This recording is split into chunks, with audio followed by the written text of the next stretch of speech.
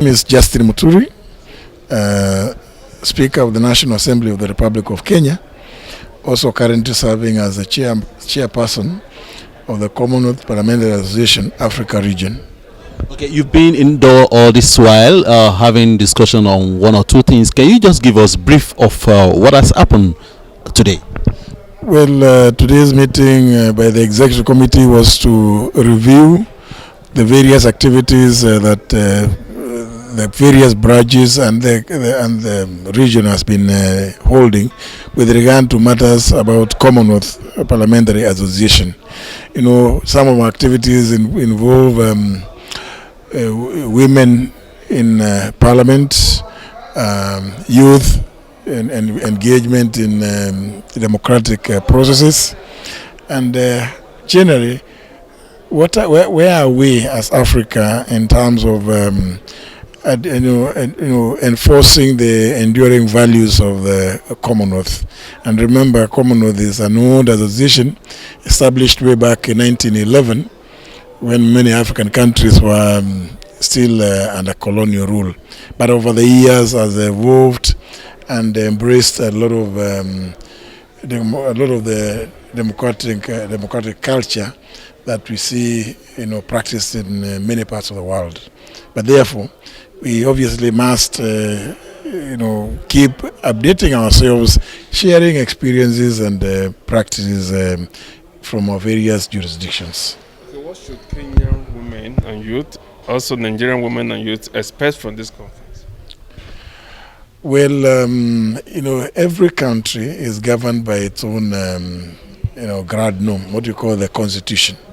And therefore, we as an association, and indeed even the Commonwealth and even the United Nations does not impose in any of its principles or values on one another.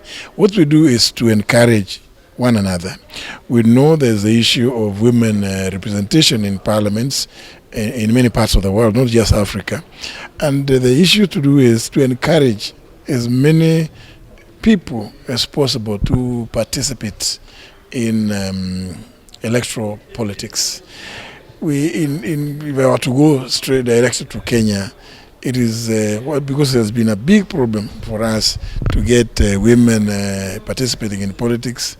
There are many issues that they raise, and every now and then when we meet with our colleagues from the rest of the continent, we try to share the experiences. How is it that we can have more women participating in electoral politics? If they are not able to, what is it that we need to do to encourage them to come out and participate? And of course, sometimes we go for affirmative action. That's why, like in Kenya, we have 47 seats set aside for women in every county. We have 47 counties. So every county, there's a ballot for only women. And then, of course, we do nominations by political parties, which end up all of them adding onto the numbers of women. The 47 out of total counties. Yeah. Of course, the number of members is much higher than that. In Kenya, we have 349 members of parliament in the National Assembly. Of those 47, every county has one woman representative. Then, out of the 290 single-member constituencies, I have another set of about 24 women who have been elected. Not just competing against women. Those ones have been elected through universal suffrage, competing against all manner of other contestants. When you live in this place, this country, or this meeting, what will be your achievements in this meeting?